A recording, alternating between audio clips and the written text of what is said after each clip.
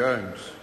Thank you, Mr. Chair. Stand, sir, to add further fuel to our words of opposition to this bill, because this bill, sir, in part 2, it sort of reminds one of moving electrical deck chairs on the base of a waka that is going to sink. Because, sir, despite these changes in institutional positions, deep down the underlying question which every New Zealander is bedevilled by remains unanswered. This bill will not lessen the differential between what we as garden variety Kiwis pay for power and what, sir, manufacturers and a host of other industrial users pay for power. And, sir, neither will it actually lessen the cost, the burden that every New Zealander faces in relation to its power bills. Now, these restructuring options that Mr Brownlee, sir, has brought to the House actually begun with his musings in the Commerce Committee back there between 2005 and 2008. And indeed, he organised a body of work to take place as to whether or not there was a better way to squeeze more dough and efficiencies out of the SOEs, and he focused, sir, on the energy SOEs. I suffered for a short period of time presence on that committee whilst he was the chair. So a jolly fellow, however, completely misunderstanding the deep problem here. The problem, sir, is we've reached a point in New Zealand that these institutional, sir, changes of a filigree nature are not going to resolve the underlying problem. And the underlying problem, sir, is that the notion of competition for this essential service has not worked since the time of the 90s. I personally, sir, look forward to the day when power is surrendered back in this direction, away from the bureaucrats and away from the staff that run the SOEs, largely, sir, beholding to no one.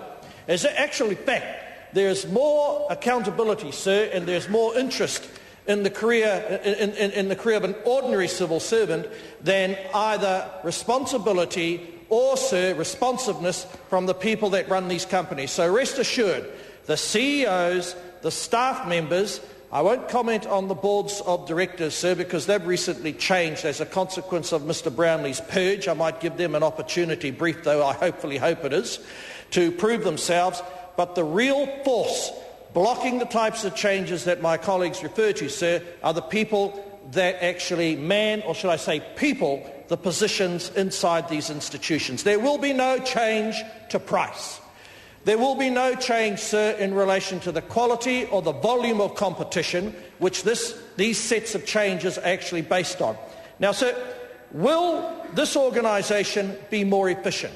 Will the existence of two quangos actually improve upon what the extent the earlier organisation is doing? No.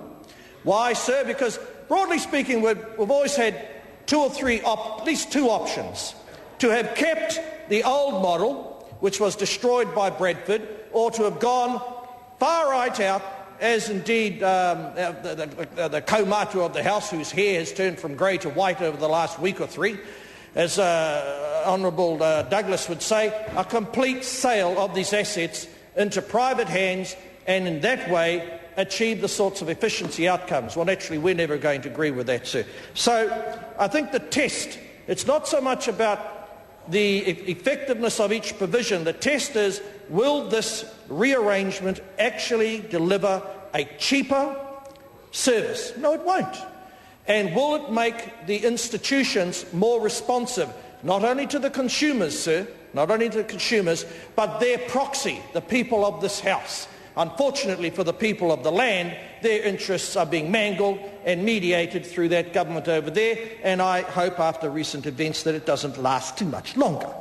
So the push which we have, which has unfortunately been marginalised in this bill, was to enhance the importance of ensuring that when we supply energy and the pace at which it's used at a level of greater efficiency, thus reducing the level of burden and impact on the sources from which we draw our energy. This is not actually going to change that. And as I'm going to repeat again, sir, the level of interest, motivation within the bureaucracy of these various energy companies to achieving those kinds of outcomes is somewhere near zero, sir. Mr. Chairman.